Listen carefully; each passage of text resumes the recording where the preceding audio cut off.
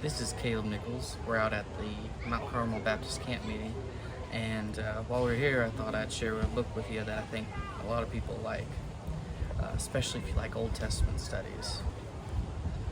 Testimony of Typology and the Tabernacle by Dean Weaver. It's a great little book, been around for years. It was recently reprinted, and we have a few of them, and thought we'd share them with you. Let's take a little closer look. Here's the table of contents.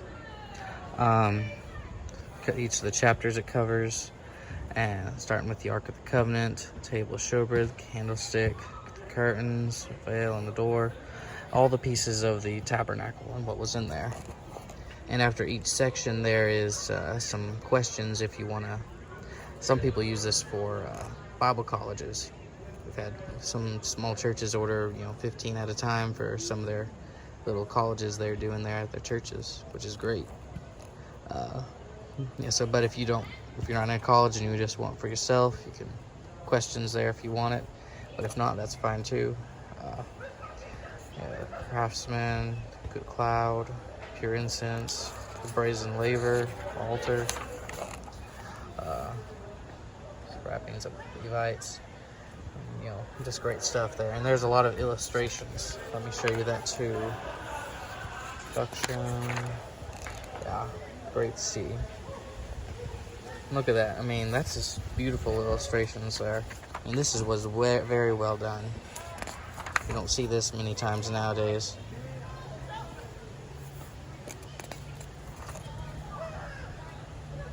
And this author shows how each piece of the tabernacle points to Jesus on the cross and all that he was going to do.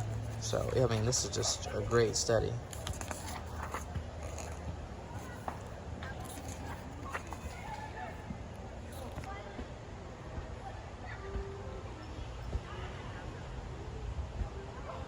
Remember in the New Testament, as Jesus was on the cross, and he said, "It is finished," and it talks about how the veil was rent in twain. It talks about that veil here in this book too, from the tabernacle. The veil in temple was rent from top to the bottom. When Jesus died on the cross, the death of Christ was the act of God, not of man. Some more illustrations, plus the brazen altar. Great stuff here. Here's some of those questions. Pause the video if you want to look in depth at some of them. A multiple choice, and then some true and false. A good piece of advice I once heard from another preacher. He said, read the back of the book. That way you'll see the author's conclusion and you'll know where he's going. So here's the afterword at the end of the book. To the eye of faith, the study of the Mosaic Tabernacle is much like the close examination of many-faceted diamond.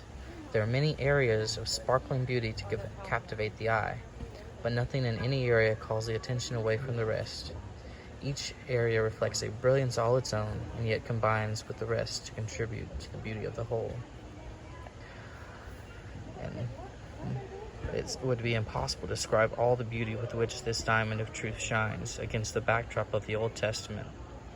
And he lists 7 conclusions, some of them here. I won't read them all to you, but if you want to read them, just pause the video there.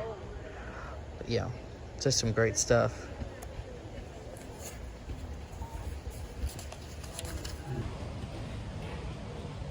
In conclusion, it's a good book for Old Testament studies, specifically on the tabernacle. Those chapters in Exodus that discuss the tabernacle in depth. So if you want to order one, you can go to our website. I'll have a link in the description. And it's nicholsprogress.com/bookstore. And that'll take you right to our area where you can purchase this if you want it. Right now it is $29.95. Probably about $5 to ship, roughly. So, it's a great book. So give it a try, and let us know if you've read this before. Let me know in the comments how you liked it.